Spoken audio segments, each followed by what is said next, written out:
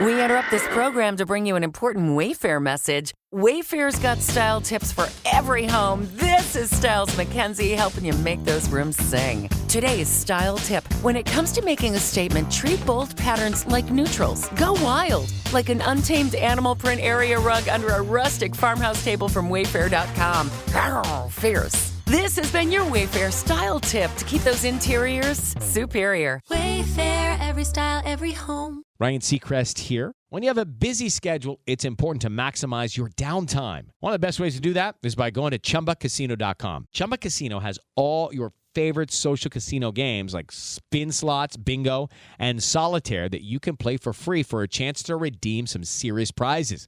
So hop on to ChumbaCasino.com now and live the Chumba life. Sponsored by Chumba Casino. No purchase necessary. VGW Group. Void where prohibited by law. 21 plus. Terms and conditions apply. Dennis Rodman. I mean, just say the name. You already know it's going to be interesting, right? Yeah. Way more than just the hair, right? Like the constantly changing hair and all the crazy stuff you'd always see in the headlines. Mm-hmm. But behind all that, this guy was an absolute beast on the court, like seriously dominant. Oh, yeah. And that's what we're diving into today. We got this really detailed report, really gets into like what made this guy so fascinating. Yeah. And why people are still talking about him, debating about him, you know. For sure. So we're going to try to zero in, laser focus on the most important stuff. The really interesting things about his life, his whole career. Right. You know, for people who want to really understand these kind of figures, the ones you just can't ignore. Mm-hmm. But without getting, you know, lost in the weeds. That's what we're doing here. Absolutely. Hmm? I think what's so interesting right off the bat is that this report, it doesn't just jump into the NBA stuff. It really lays the groundwork. Like, paints a picture of his early life. Dennis Rodman did not have some, like, you know, typical easy path to stardom. Right. Born in Trenton, New Jersey. Okay. And the report uses these very specific phrases, you know. It says humble beginnings and even instability marked his early years. And I think you got to understand that. Yeah. To really grasp how different his journey was. It's so true. And you said it, like, he wasn't some prodigy, not like some kids where it's like, oh, he was destined for the NBA since, you know, Right. Yeah. He was 5 years old. This guy, the report makes it clear, he was a late bloomer. Yeah, absolutely. He didn't get serious about organized basketball until he was like, what? Pretty late. Late teens? I mean, that's crazy to think about. Right. The guy who's maybe, arguably, you know, the best rebounder ever, starts that late. Then he goes to Southeastern Oklahoma State. Yeah. Not exactly a, you know, A basketball powerhouse. blue blood Yeah. program, right? Yeah. An NAIA school. But he kills it, Uh-huh. becomes an All-American. Yeah. It's like that raw talent, just Yeah. pure ability. It had to find a way. It's like it couldn't be contained. Right, exactly. Like Yeah. no matter where you put him, Oh, it was yeah. going to come out. And that's what's so cool about it. It reminds you that, you know, Yeah. talent can show up anywhere. Absolutely. And then, of course, 1986, NBA draft. Detroit Pistons. They take him in the second round. The Bad Boys, Pistons. Man, those teams were something else. You can't talk about early Rodman without those Pistons teams. You can't. It's like, Yo, I mean, ah, this report, the analysis they do here, is spot on. They really emphasize how important he was to that team. mhm. That whole identity, so physical, so tough. Just, I mean, they just shut teams down. Right. His defense first. It was all about like wearing the other team down, Yeah. just being tougher than them, grit, Grit, and of course, owning the board. rebounding. That was Rodman. Like the heart and soul of that. Absolutely. And I mean, the results speak for themselves. Oh, yeah. Back-to-back Defensive Player of the Year awards. 90, 91, Yep. And then you add in those two NBA championships 89, 90. with the Pistons. I mean, that's a statement. That's how you start your career. Right. It's like, hey, I'm here. This is what I do. Mhm. Okay, so then he gets traded to San Antonio. And here's where it gets really, really interesting. Yeah. Because he keeps dominating the boards. Actually, this report points out he led the whole league in rebounding while he was with the Spurs. Yep. Still that core strength. Like nobody could touch him. But, and this is key, the report says, quote, his eccentric behavior and off-court antics became more prominent. Mm-hmm. Like, it's not just the basketball player anymore. Well, right. It's like we're starting to see the full, like, unleashed Dennis Rodman. The unfiltered version. Yeah. It's a fascinating shift in the narrative. Yeah. Like, his game is still there. That incredible rebounding. It's almost like supernatural. Right. But the story is becoming much bigger. Right. the flamboyant style, the controversies that would become, a big part of his whole image. persona. It starts in San Antonio. And then Chicago. I mean, come on, joining Jordan and Pippen, that's like, I don't even know. Talk about a power move. This report calls them a formidable trio. And I mean, how can you argue with that? Yeah, no kidding. But here's what's so interesting to me. He fit in perfectly with a team that was already, like, legendary. Right. He wasn't there to be the main scorer. He knew his role. The report even says it specifically, rebounding and defense. Yeah. And he was absolutely crucial to that second three-peat. Absolutely. 3 more championships. That's cementing your legacy right there. No question. And I think it says something about, What? like his self-awareness, his understanding of his own strengths on a team with maybe the best pure scorer ever. Right. He didn't need to chase points. Yeah. His huge value was in those other areas, Yeah. the dirty work. And that let Jordan and Pippen just... Shine. Exactly. And then you have the later years, the Lakers, the Mavericks. The report mentions that his playing time went down. Mm-hmm.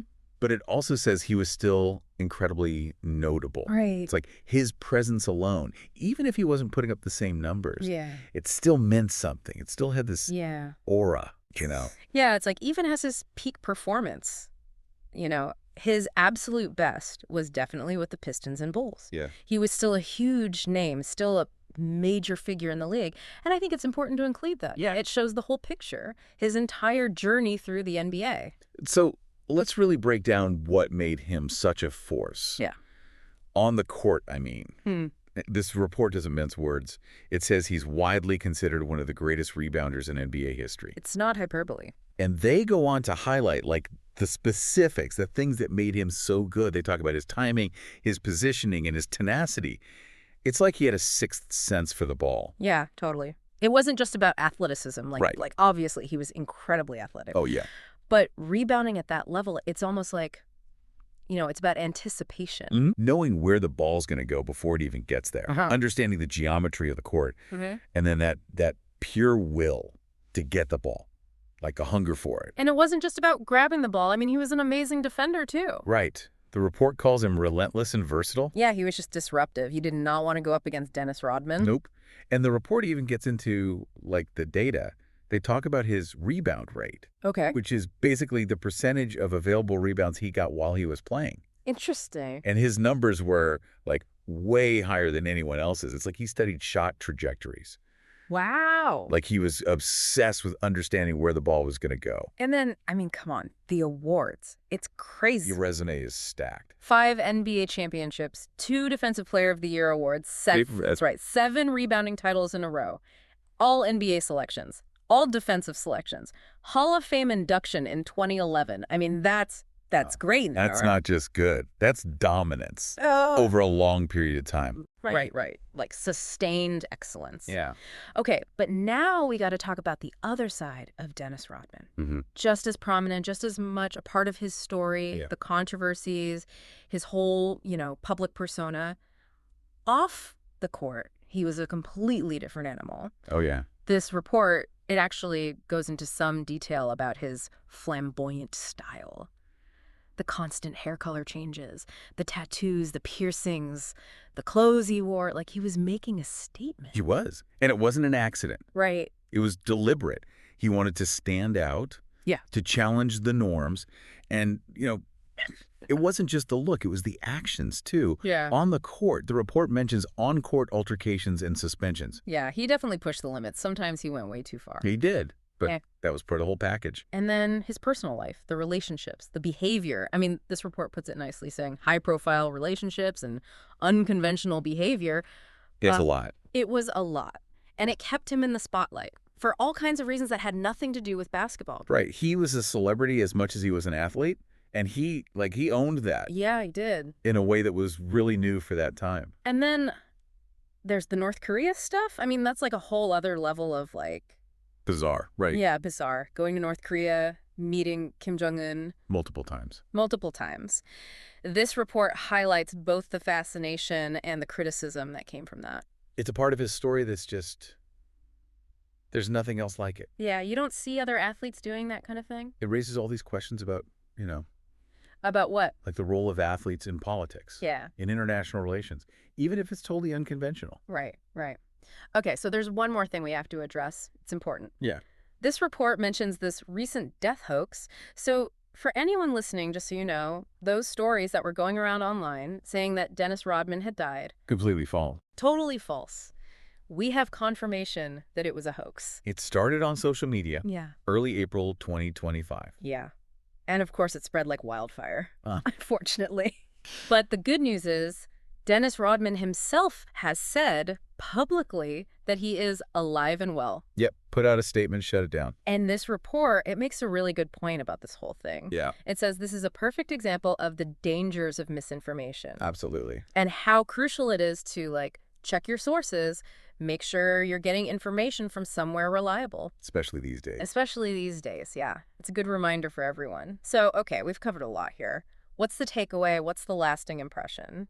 This report, it says that Dennis Rodman's legacy is complex and multifaceted. And that's a great way to put it. Yeah. Like, on one hand, he's one of the most dominant players ever. Right. Rebounding, defense, no one can argue with that. Right. But then you have the other side. The personality, the controversies. The report says that's what made him a cultural icon. It's that combination. The talent and the, The wildness. yeah, the wildness. That's what makes him so fascinating, still to this day. He was totally unique, didn't follow the rules. And this report's conclusion, I think it nails it. They say he remains a figure of fascination and debate, reflecting this tension between, Between what? like being amazing at what you do and being totally yourself, even if it makes people uncomfortable. Yeah, exactly. Right. Like athletic excellence versus individual expression. Right. Powerful stuff. So there you have it.